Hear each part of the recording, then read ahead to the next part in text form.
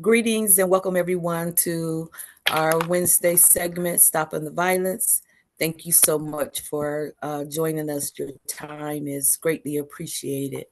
As you know, if you're not new here, if you're new here, we've been gathering for 3 years now in reference to a clarion call from Dr. Hacha Khan Moon, Holy Mother Han. And her cry, her clarion call was for the stopping the violence in America. We all know, and some of us have been affected by the violence that's going on now. And it seems to, in some cities, it's going down, the crime rate is going down, and in other cities, it's going up. But we know that it's going to take act of God to really bring it to a stop. But as long as we continue to gather together, our voices and our prayers will be heard. So again, I thank you so much for joining us today. We have had multiple disciplines to come and join us to speak about what they're doing in their communities.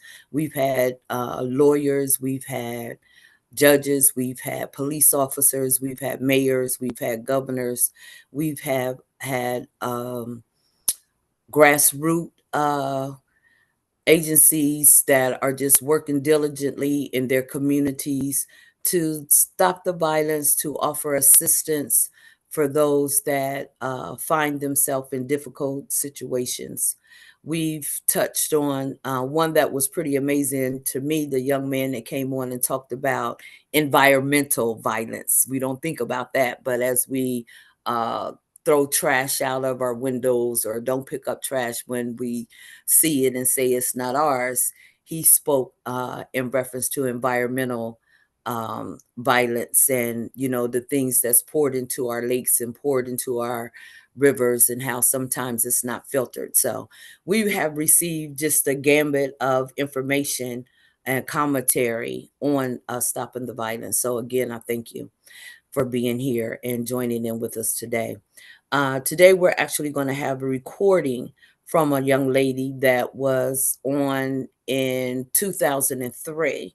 And she spoke so profoundly in reference to her daughter being murdered.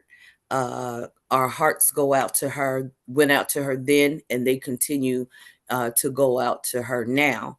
However, she was able to put something in place to try to turn things around in her community. So our topic and title today is overcoming tragedies and trauma to reduce gun violence. Our speaker will be Dr. Tyrese McAllister. Your fearless leader, Reverend Zachary Oliver. He's in Uganda. Hopefully, he'll get a chance to join us today. He had the intention, but you know, sometimes things come up, so I'm not sure whether he'll be joining us before it's over or not. But if you have any comments or any questions, please feel free to ask after the recording is played. Okay, BJ, EJ, it's all yours. We love you. We are here again to discuss stopping the violence in America, gun violence. As I always say, gun is an inanimate object, but it takes people to pick it up and to use it in nefarious ways, in destructive ways, in ways that are hurting people and hurting others. And therefore, these series have been really focused on the different angles that so many wonderful guests have come on to share with how they have played a viable and sustainable and measurable role in reducing the violence and reducing whatever is the root cause of those issues that causes people to pick up that gun and cause other bodily harm to their fellow citizens, and ultimately, since we're all sons and daughters of God, to their fellow brothers and their fellow sisters. So we have a very special guest today, and I'm one for reading bio, so forgive me, but it's just so impressive. We have Dr. Tyrese R. McAllister, which is a therapist, and she's helping people through tough times. But what she really does is disrupt negative, maladaptive patterns of behaviors and thoughts that disrupts people's lives. She teaches individuals to live radically resilient lifestyles despite life challenges. She does this through her career, her ministry, her books, and her life. She has over 25 years of experience in the field of emergency mental health, helping individuals experiencing both crisis and traumatic events. Tyrese is a doctoral candidate at the University of Arizona, pursuing her psychology PhD. Is that with a concentration on criminology and justice, with an anticipated completion of her doctorate degree in 2023. We're with you 1000%. Dr. Tyrese, I want to go on a little further. As a founder of the Chief Clinical Officer, Mrs. McAllister is committed to helping people overcome tragedy and crisis and transition to become radically resilient overcomers. I'm looking forward to how you're going to explain that, who live their best lives fulfilling their best purpose. Now, while serving her community and developing her career, Ms. McAllister balances her professional life with her beloved family, which is critically important. She has been a wife of Anthony McAllister for 30 years. Together, they have two beautiful daughters, Natalia, and Nadeja, okay, Lindsay, wonderful spelling, and Ayana Jasmine. In March 2017, 18-year-old Ayana was killed by a gun violence while home on a spring break from college. So, we just want to send our condolences to hear that. And it always breaks our heart. Having lived a life of public service, Dr. McAllister's triumph over tragic loss and founded the Ayana J. McAllister Legacy Foundation. It's a nonprofit.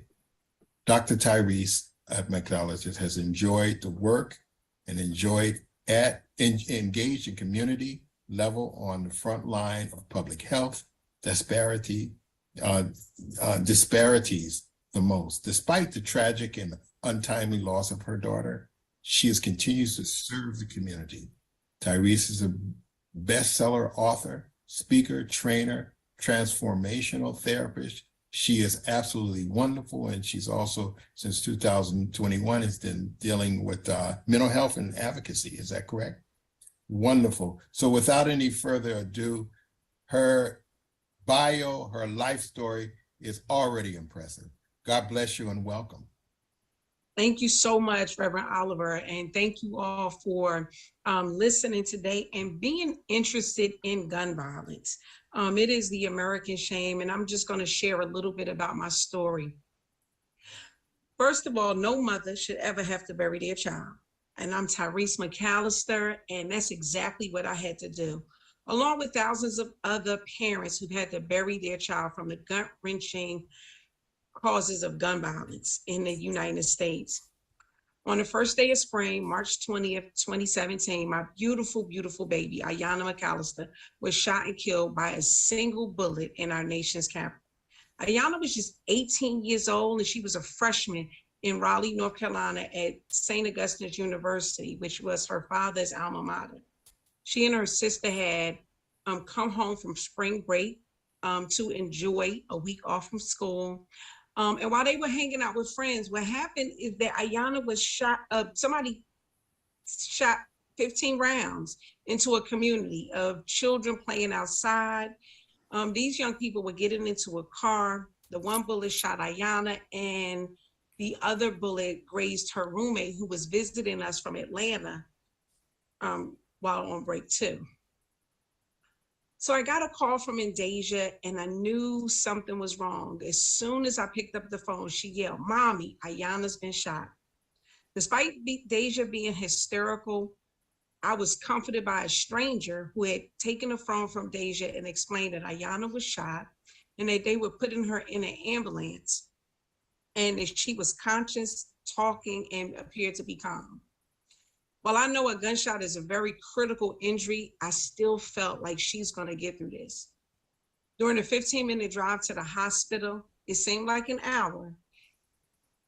I just did not expect Ayanna to die.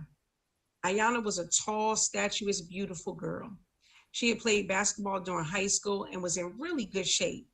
More importantly, she was a good girl, a great person. She was kind, sweet, helpful, and very funny.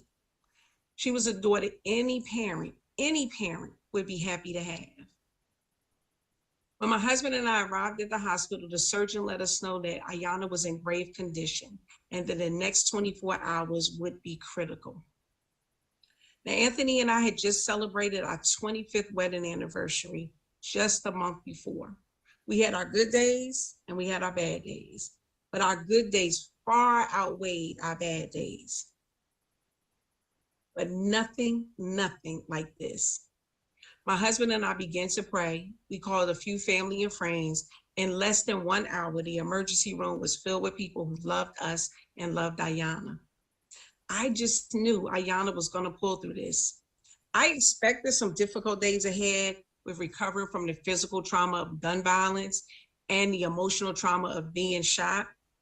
But death is not anything that registered with me, even when the doctor said it. When we finally got to see Ayanna in ICU, she looked beautiful, as if she was only resting. I felt some relief because she had not looked like what she had been through. Monday evening turned into Tuesday morning, and Ayanna had been brought to the ICU with her torso still open because she had another surgery to endure. She had gone through a few cardiac arrests, lost lots of blood, and her blood pressure would not regulate. She needed to rest to prepare her for this next surgery. Anthony and I stayed with her. We prayed over her and keyed up our playlist of gospel songs to get us all through this. When my daughters were little, we had a secret handshake. I would squeeze their hands 3 times, and it indicated, "I love you." And they would respond by squeezing my hand 4 times, which meant, "I loved you more." So while Ayanna laid in that hospital bed, I squeezed her hands my usual 3 times, but Ayanna did not squeeze my hand back. She just didn't. I knew Ayanna loved me, and I knew she was loved and adored. I did everything that I could think of to get her through this terrible event. The truth of the matter is I was powerless and I was helpless. And eventually my baby slipped away. The hardest thing that I've ever had to deal with is losing her. No mother should have to bury a child. It's out of the natural order of life. You know what else is out of order? Gun violence is out of order. Gun violence in America is out of order. The United States continues to witness another year of record gun violence. The United States experiencing domestic and international scrutiny of loose gun laws when compared with other countries. Despite worldwide awareness, not enough pressure is applied to legislators to impose meaningful gun laws that will truly reform our communities. Gun violence is not new, and neither is the rage over gun violence, as we have all bore witness to the indignation for decades amid school and mass shootings, church shootings, and everyday senseless gun violence. Both gun ownership and gun homicides rates in the United States compared to rates of other advanced democracies are outrageous. When mass shootings occur in Australia, Canada, and the UK, their government acted promptly and swiftly, tightening and improving gun laws with good results. Other countries have experienced some success, but the United States Congress has failed in creating and passing gun legislation in the wake of school shootings, church massacres, nightclub assaults, and the daily gun violence we experience on American streets and in the communities where people work and play. 2021 ended with the highest gun violence in U.S. history, with a record of 45,000 Americans being killed. I do believe 2022 has surpassed that. The numbers are just not in yet. And we're on track to continue and increase. The US is only 5% of the world's population, but represent half of the world's civilian-owned guns, ranking #1 in firearms per capita. The land of the free and the home of the brave is also ranking #1 in homicide by firearm rate in the world's most developed nations. Gun violence is an American shame. Congress and states have authority to enact legislation, and the Supreme Court has upheld some firearm restrictions, such as bans on concealed weapons and the possession of certain types of weapons. The Gun Control Act of 1968 prohibits individuals diagnosed with mental illness, individuals dishonorably discharged from military, anyone under 18, or anyone convicted of a crime to purchase or possess a firearm. We need to advocate that we update this 54-year-old Gun Control Act to consider that guns can be purchased on the black market, stolen, found, or given away to dangerous people, to include underage youth, a person who is mentally unstable, someone who is angry and outraged, or just a domestic terrorist. This outdated act is about as old as I am, and it does not consider that gun violence has changed. Now people can purchase ghost guns on the internet and assemble ghost guns in the comfort of their own home if they have access to a 3D printer. Ghost guns are do-it-yourself, homemade guns that are unserialized and untraceable firearms. Ghost guns are the fastest growing gun safety problem facing the US.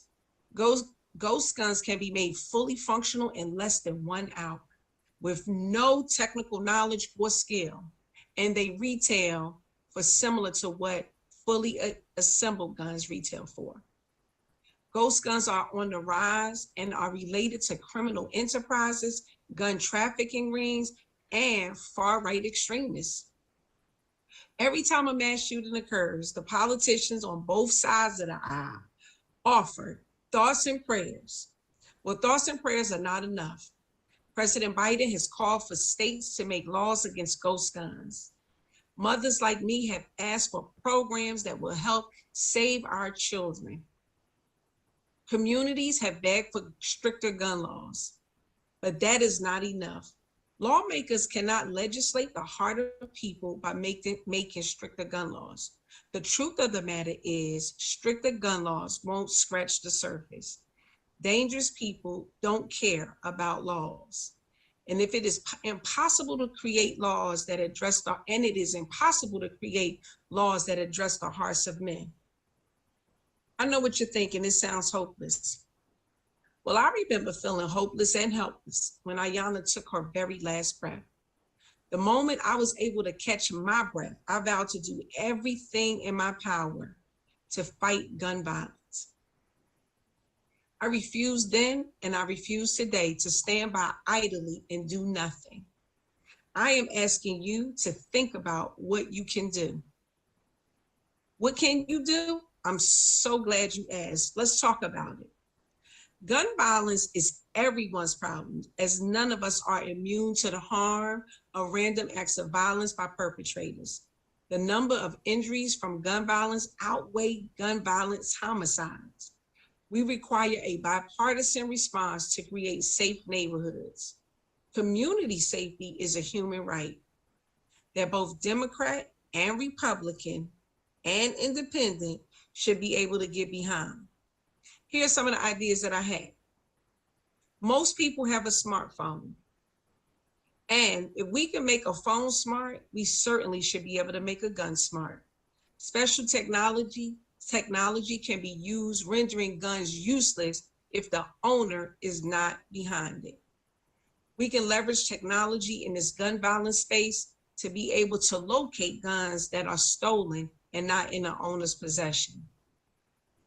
We should support law enforcement officers to get guns off the street instead of creating laws that protect violent people who have been shown to be dangerous. We need more accountability from gun store owners who sell illegal guns to people who are not licensed and gun manufacturers. We should also support livable wages to improve impoverished community where gun violence flourishes that have demonstrated to be more violent and disenfranchised. We must keep communities safe so that the average citizen does not feel the need to have a gun to protect themselves. Other countries do it, so we know that it can be done. I say again, no mother should have to bury a child, but no mother should have to visit their child in prison either. We all lose when people are slaughtered on the street and go into prison.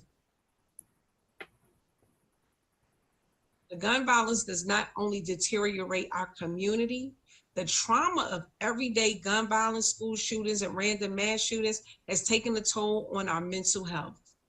I've worked in emergency mental health approximately 30 years, and I can attest that the depression that we see in young people because they have lost multiple friends is off the charts.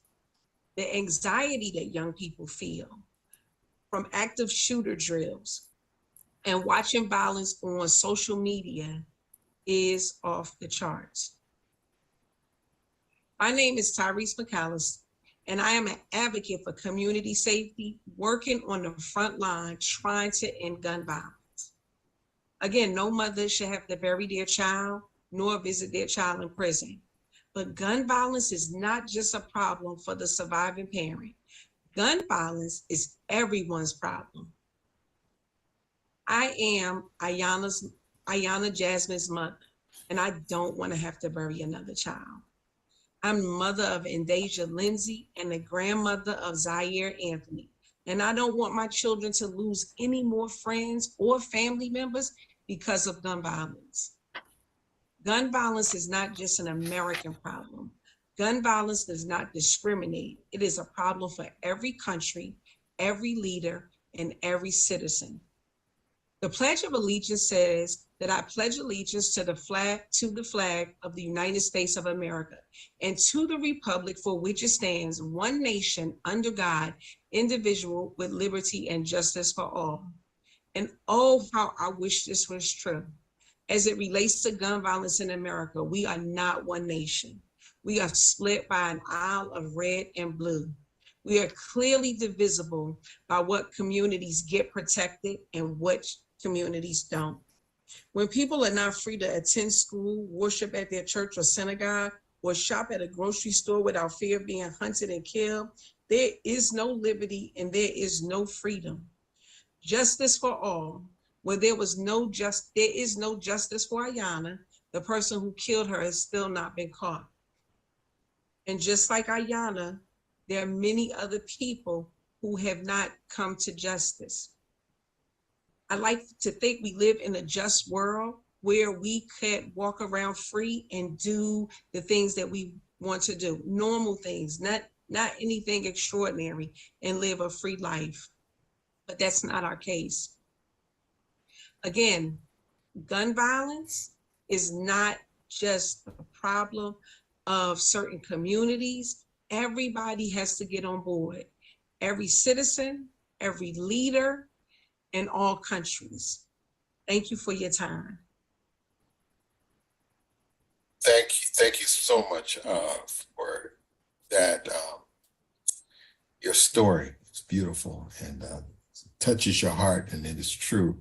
No parent, no mother, no any father, no one should bury their own child. And I like how you really share with us statistics, and they're very important.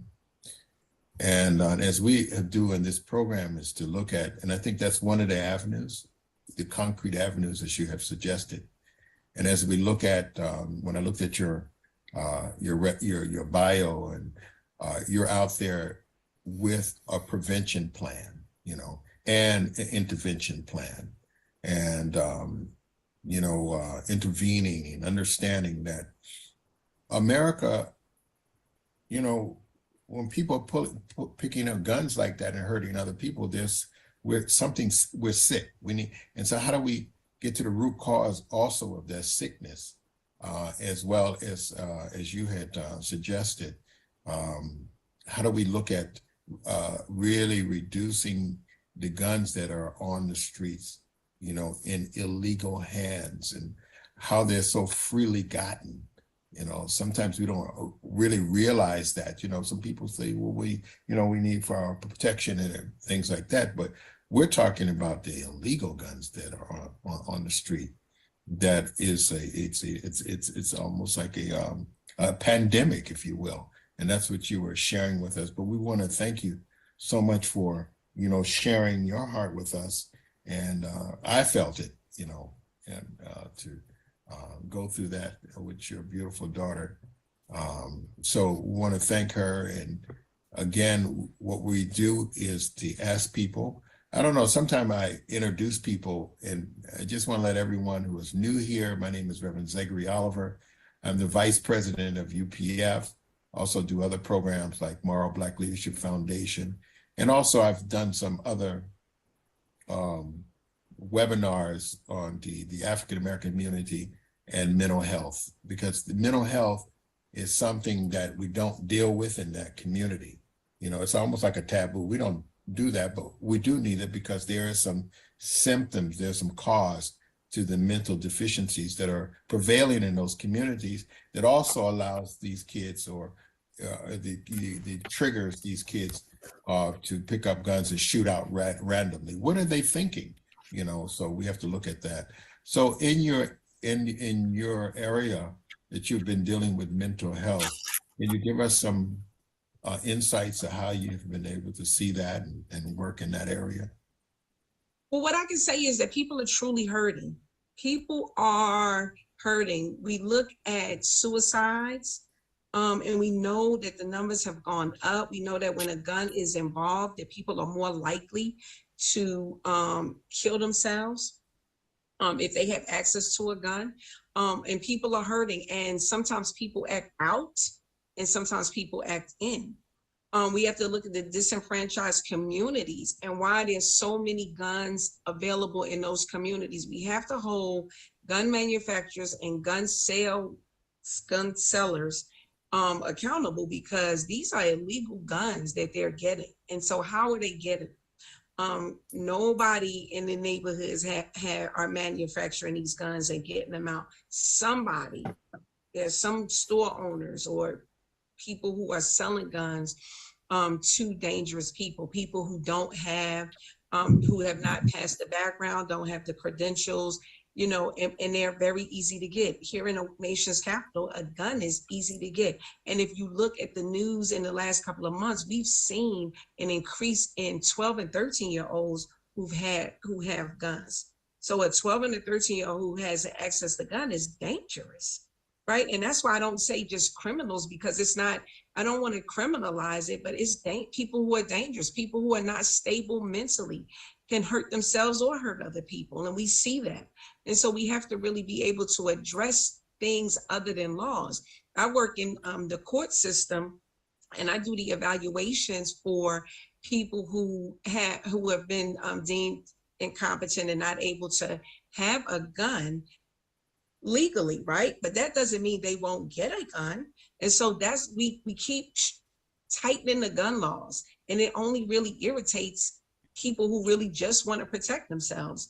It doesn't irritate the dangerous person because they still get guns and they have access to it. So we really got to look at this differently. It is very frustrating as a mother of a homicide victim for me to keep hearing about tightening gun laws. One of the things that I can say that President Biden did, which was really a big deal, is that he allowed money to be placed in programs that we can talk about it. For years, the Dickey Amendment would not allow federal dollars for programs in the disenfranchised communities to address gun violence at all. Like, we have to look at that. Like, that's a systemic problem. Why is that? Why do you have SAMHSA and, all of these agencies, the CDC, they're able to get federal dollars for substance abuse and homelessness, but they will prohibit to give dollars for people who wanted to work on gun violence. They got to look at that. Like that's telling. That's telling in a lot of ways about what's going on. We also have to approach gun violence as a public health issue. Why do people feel unsafe in their communities?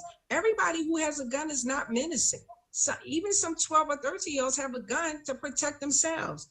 But it's dangerous for a person who does not have their cognitive development fully to have access to a gun, or somebody who does not have good coping mechanisms to have access to a gun. So not that everybody who has a gun is a bad person, but if we take away the access, then we can give people other skills and other coping skills that they might need to be able to survive without being on either side of the gun. Because for me, both sides of the gun are the problem. We can't just address the fact that my beautiful daughter was killed and didn't deserve it, but why did somebody else's child on the other side of their gun? Like that's very important to me to be able to figure that out. Yeah, that's what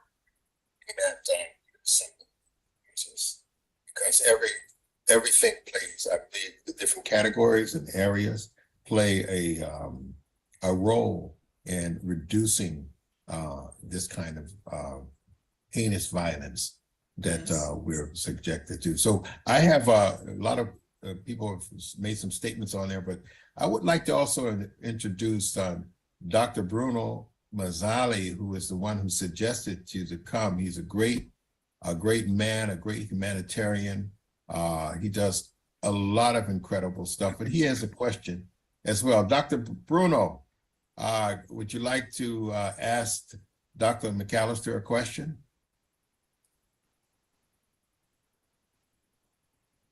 Can you unmute yourself?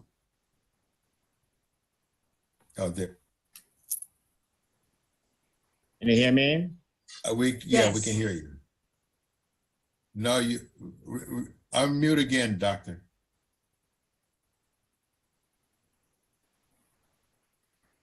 Can you hear me now? Yes, sir. Okay.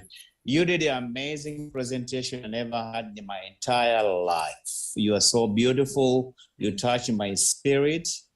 And my recommendation to UPF, we know we all do good work all over around the world. And my recommendation, Reverend Oliver, let her be our national speaker to our movement. That's my recommendation. My second, I'd like to tell you,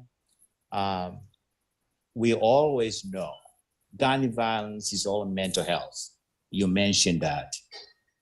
And then why we have a mental health? Because the food we eat in our children, Yes. family value, that's the key. Yes. Mama and Papa fighting, kids get confused. They go to school, they eat bad food. When they eat bad food, what do? We're the one we elect these delegates, congressmen, all these people. What do we tell them what to do with the food you are giving your own kids? Because the nutrition play a big role. It does. With all of this, we are doing it. This is, Reverend Oliver, this is something, I was tears and crying because she spoke like Biden need to hear now.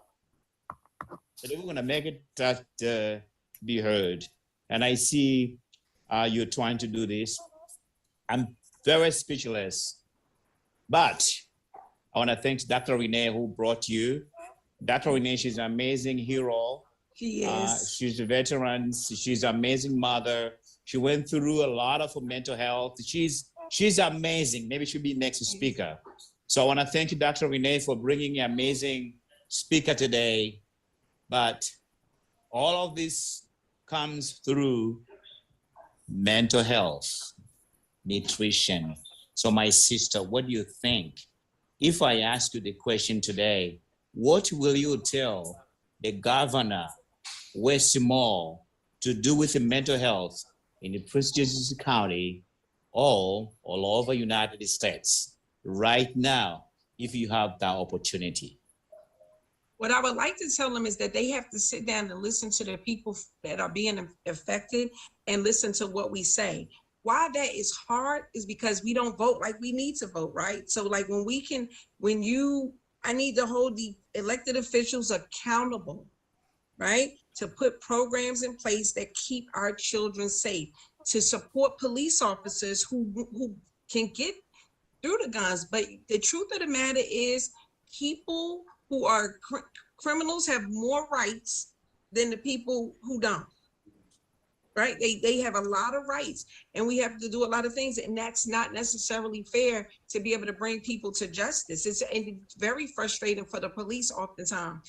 And so I don't want to criminalize it, because not everybody who has a gun is trying to menace, but we got to figure out how to remove the access to guns. The access is really the problem, right? The other stuff, the other things are treatable.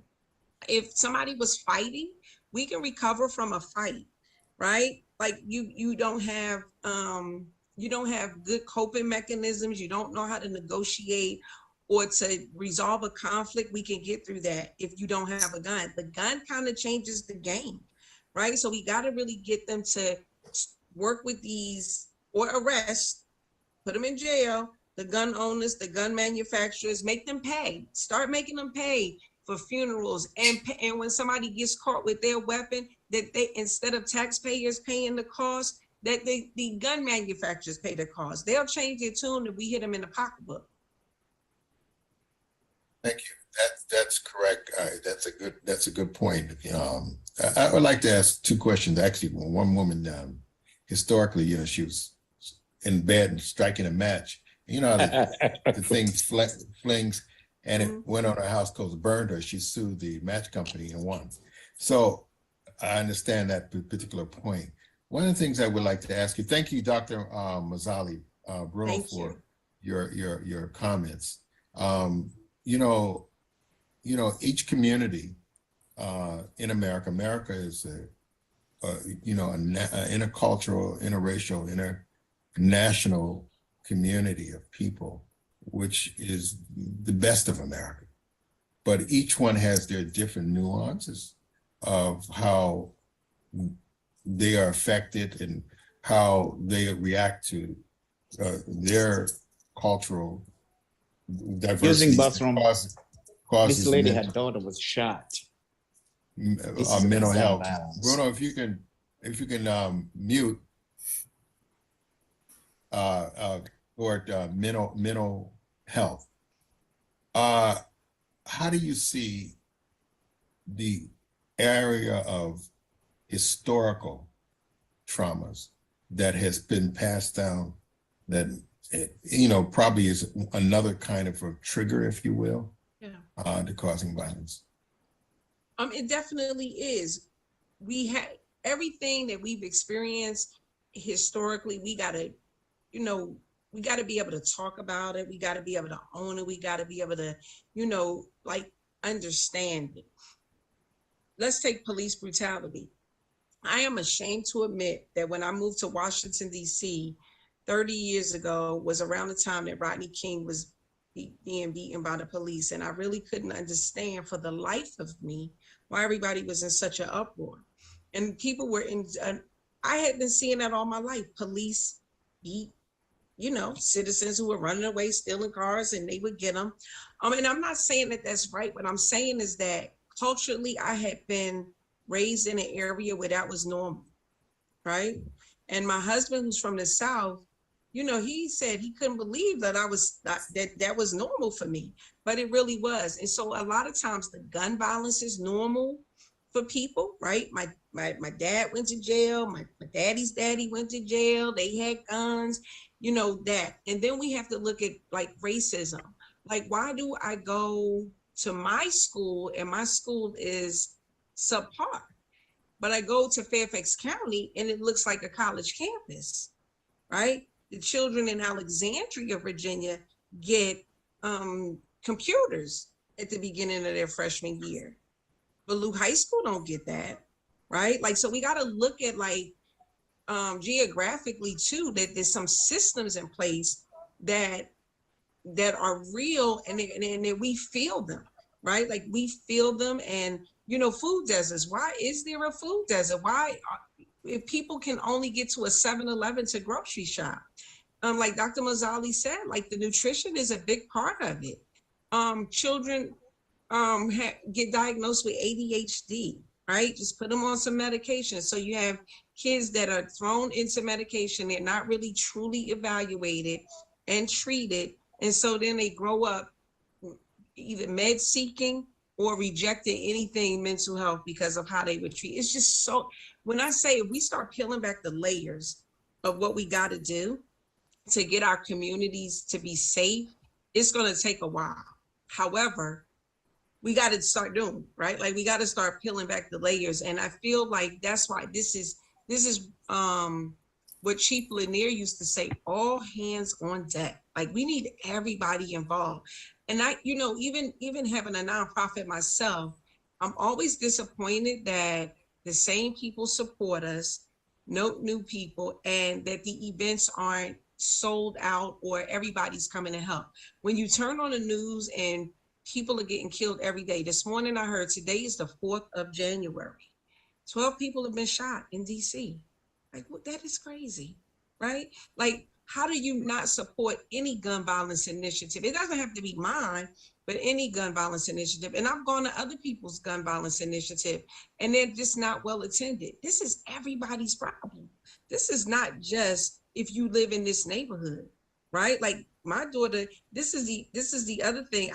And I'll admit, I'm embarrassed to say that I was under illusion. I got married at 23. I didn't have kids till I was like 27 to 28. My husband and I have careers. We're college educated.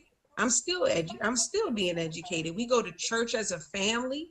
You know, we live in a single family home. We don't fight. You know, no domestic violence here. I was never expecting my child to be a part of something like this. My daughter had never even had a fight. And so it's disturbing because we used to think it was like a certain type of person. But my daughter was minding her business, hanging out with friends, and she should have never been shot. And the other issue too, not just my child, but when this person decided to shoot into this neighborhood, my oldest daughter said there were children riding their bikes. It's the first day of spring. It's warm outside. The babies are riding their bikes. Anybody could have gotten shot.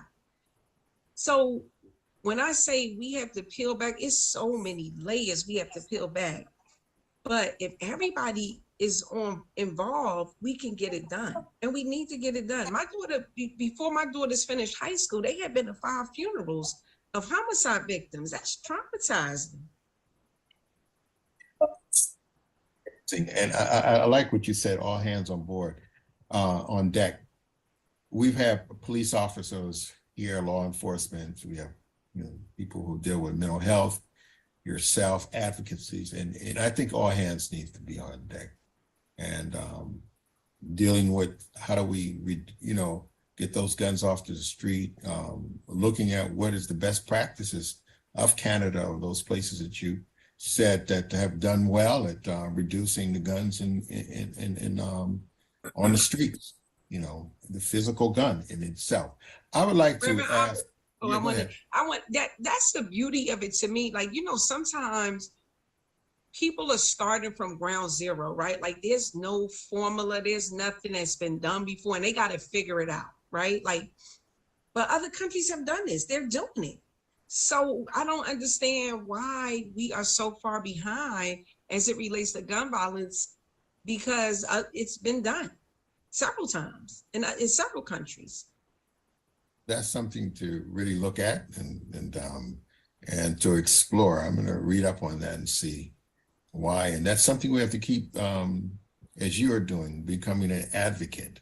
I would like to, there's a lot of things that people say, so I'm not going to read everything. I want people to come on. First, I'd like to want to thank Dr. Renee Allen for, introducing Dr. Mazzali, Bruno Mazzali, you to be on. It's just been great. So if she would like to say a couple of words, we would love to hear from her as well. I hate to put you on the spot. Thank you so much. Well, thank you. I'm unable to take my picture off. For some reason, I've come into the Zoom twice to do so. So please forgive me for not coming on live. I just want to say this is a great platform. Pastor Oliver, Dr. Mazzali, and all of these great people. I'm reading the meeting chats, and I'm so excited about this because I have watched Dr. McAllister for years.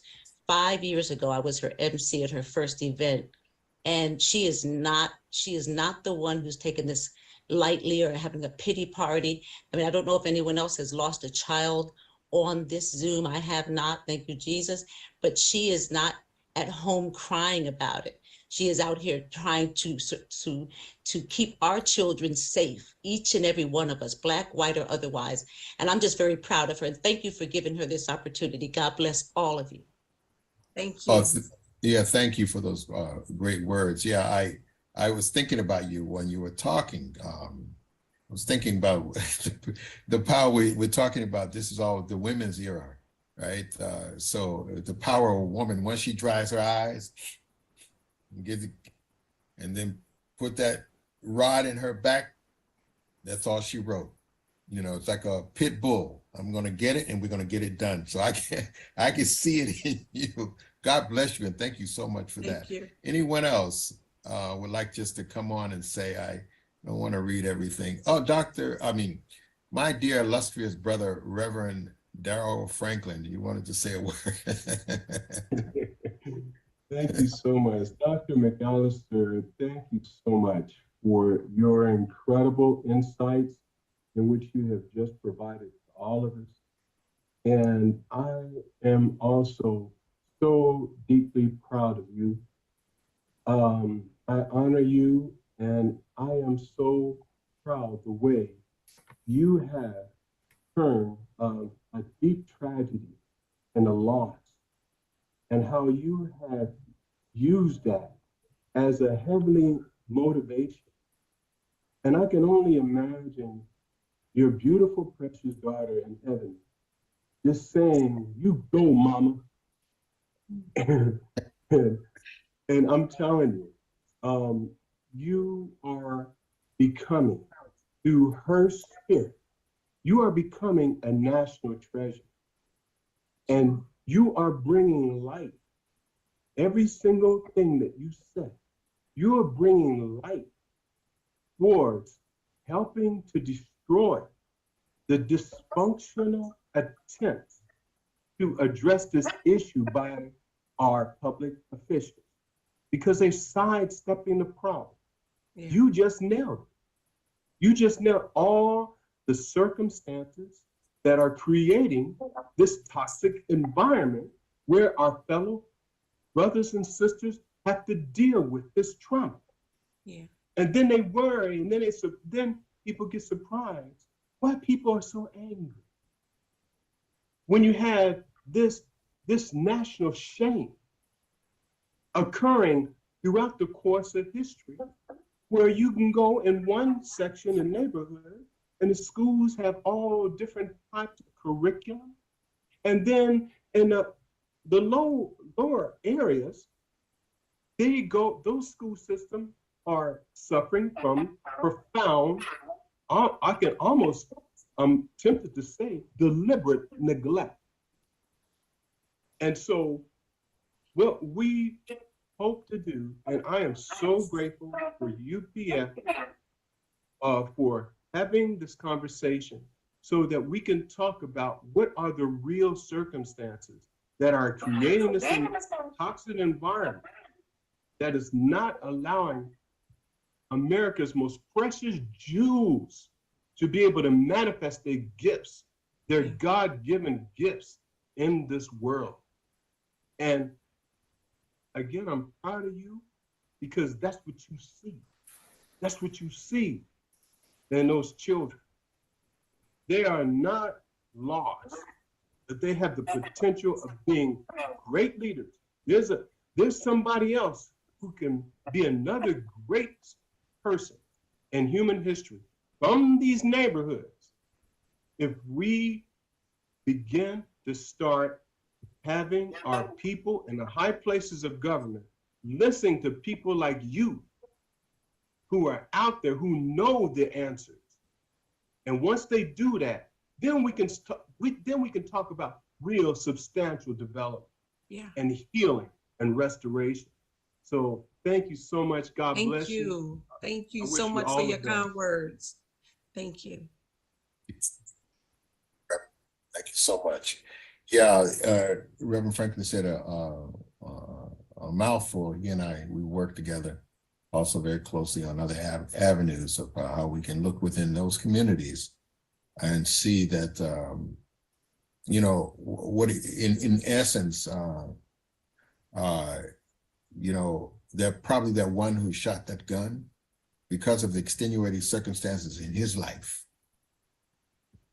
you know, that is a problem, you know, Yeah. the family and the environment and other things. Absolutely. But if you didn't, he didn't have that and have that exposure, you know, the neglect probably from his friend, he might have been a wonderful genius helping humanity, right? So, you know, we're looking I at just- this. Go ahead, Go ahead. please. No, No, go I ahead, wanted to say that during when Ayanna got killed, now we look at the news and we see lots of girls getting killed. But in 2017, it really was not a lot of girls getting killed. And because Ayanna was a college freshman, we got a lot of media coverage. And Bruce Johnson asked me, what would I say to the person if they were if I had a chance to say to the person who killed Ayanna? And what I said is that I forgive you for killing my daughter, because I know that this is not who we were born to be, but it's the circumstances. And while people were amazed that I was able to forgive, I knew too that unforgiveness wouldn't serve me. It's not going to bring her back. And that this is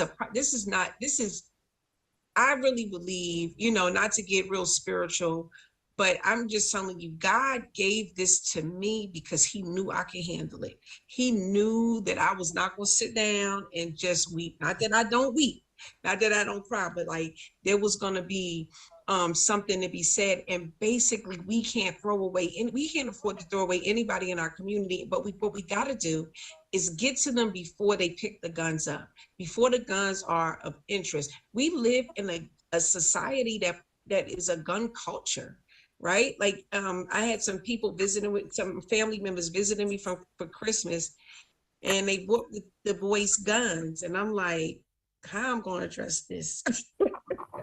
Right? Because we live in the gun culture and we don't want to glorify that, right? Like maybe years ago, it could be a toy, but today it's more than a toy. And we got to really look at that. We got to look at it in our video games, right? Because that's what kids are doing. They're killing all day long, right? So they don't make the understanding that when you turn the TV back on, this person is going to get up. They don't have the level of empathy. So they don't understand that I'm a mother that's crying over my child. Like it doesn't register with them. And so we got to start doing some work at a very young age. We got to work with parents. We got to support parents who can't do it by themselves. No, no shade on single moms who are trying their best. Their children might be unsupervised because they're working 2 jobs. Right? Like, so no judgment in our community. Like, how can I help? What can we do? What is it that you need to get to the next level for you and for your children? And we got to be able to do that for our community. Thank you very much. Thank you, Reverend Franklin. You know, you have to work on your doctorate degree, Reverend Franklin, and then I'll stop slipping calling you that. All right, Dr. McAllister, God bless you. Thank you know, you. I want to thank you for your comment. I was always like just about to say it, that I said, no, you got to be sensitive to people. But since you said it, I will say it, and I will still say it out of sensitivity, that I kept thinking, you know, well, maybe that was God's sacrifice for a greater cause, you know. And now we witness to the mom and to your husband. I think I saw your husband's name up here, through your family, that it was for a greater cause. So it's painful. I don't even want to imagine, you know, what I don't even want to imagine. Yeah. But, you know, we want to thank you for how you've carried it. You know, it just, you know, I don't want to, you know, tear coming out of my eyes because I don't want to think about it myself, the pain that you have gone through. But we want to thank you for rising through this occasion, coming against tremendous odds and still rising to do what is good for the sake of the whole community and for the sake of America, you know, and we want to thank you. This is not our last, we're coming to the close. If you'd like to say a last couple words, we would love to hear you. And then this is not our last meeting. We look forward to having you. And after this, we can talk some more and see how we can collaboratively work, because that's going to be very important. Excellent. I just want to thank everybody for their time and attention to this. Like I said, I've been very disappointed with the general population's response to gun violence when it's such a major issue. So you all being here today, listening to this live stream means the world to me and my family. And thank you. And just to encourage you, please do what you can. It doesn't have to be my foundation, but any organization that is pouring into children and communities and trying to help keep us all safe. Because, you know, I do work there. I want children to be safe, but I want to be safe too. And I want each of you to be safe. I don't want you in the grocery store and getting killed, or you in your church having to worry about, can't worship because you're worried about somebody coming in. So just thank you again for your time, and I appreciate it. Reverend Oliver. Okay, thank you, DJ. You can stop it. From my beloved sister, Dr. Yeah, I had the opportunity of meeting Dr. Bruno in Washington, D.C. at another one of Reverend Oliver's programs. But this actually aired in January of 2023. However, as we all know, that the gun violence has continued. I was just checking some stats, and in Indianapolis, Indiana alone, from January to September, there has been 100, something like 100 and, let me see, maybe like 120. Yeah, 120 killings. So we know that guns are inanimate objects. However, the person behind it really makes the difference. To Julianne, I want to thank you for your comment. And yes, this was Mother's Moon's cry. This was her concern, stopping the violence. Dr. Tyrese made a lot of pertinent points, but she took her pain and turned it into purpose. And I think as we move forward, that's something that we have to look forward to, is turning pain into purpose, in being a support to our community, being support to law enforcement, and just really getting out there speaking about not only gun violence, but all violence. Because the worst case scenario is that person finds their way to our doorstep. Amen. Brother Parker, we have about a minute. So if you could come on and speak for about a minute, and then I want to do a moment of silence for Mother Moon. So you got 30 seconds, brother. Give it to us. 30 seconds. There were some cases where they found out that police officers were dropping guns back in the Black communities, guns that they actually had got from people that was turning in guns were being put back out into the streets of Black communities. There was also where a cop's son was selling guns. Two kids, and it was a high school kid, and he was selling guns that his father were getting, and he was selling them, and they got caught because one of the kids didn't come up with all the money, and then they wouldn't get the gun back, and then the father had asked another police officer to get the gun from the young man, and it became a big altercation, and that's how they found out that they were actually doing it. So a lot of it just isn't they're not actually just going out and buying them. Stuff is being left on the corners of Black communities and things like that for these incidents. And a lot of guns they also find at crime scenes are previous police officer guns. Like when they get new guns, they sell their old guns, and they was finding them in a lot of different crimes that was happening. So, you know, it's so much chaotic stuff going on. And, you know, we really don't know. Wow, that's true. But what we really don't know, but what we do know is that a lot of these guns that are involved in these crimes are not being purchased legally. When it comes to street murders, like her daughter being, killed, we know those guns are not guns being used by the gun owner. And on the other hand, we know when we have the mass shootings that they are legally purchased guns.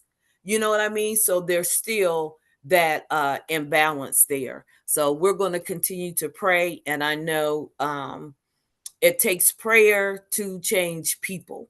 You know what I mean? And it takes people to change and really get involved in what's going on in our communities.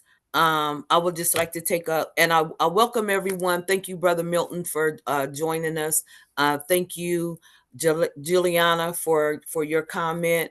And I would just like to take a moment of silence at this time as we just lift Mother and the world up in prayer. But just take a moment of silence.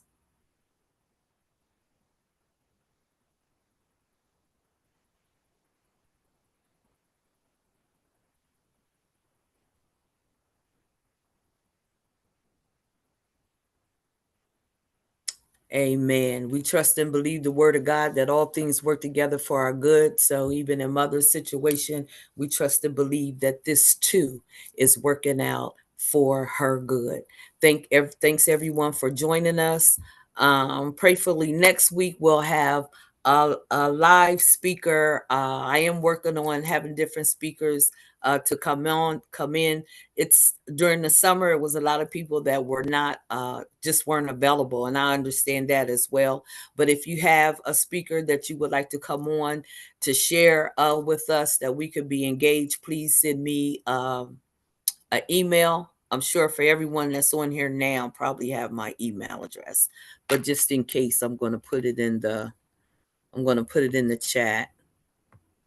But you can send me email if you have someone that you would like to have on, or if you would like to come on, you have something to, if you have something that you're concerned with, or you have something that's going on in your community, or if you have a program that you're familiar with or that you're doing in your community, Brother James, we enjoyed you when you came on and you spoke. But I want you to come back on, Brother James, and explain to us the gift that you have in Newcastle County, that you're able to have Christmas every month for the community, and all Rose Hill entails, because that is truly a gift. At this time, I'm going to say peace and blessings. Remain well until we meet again. EJ, I thank you so much. We couldn't do this without you. So as we continue the journey, let us all pray for one another. Let us all take the best of care for ourselves, because self-care is the best care. Peace and blessings. Thank you so much, Bill Sterner, for turning on that camera. Hey, and I'll just say, to God be the glory for the things that he has done. Our situation might not always be the best situation, but it can only get better. Again, thank you so much, EJ. God bless. Thank you, Dr. Thank you, Alexander, Dr. for the Madeline. program.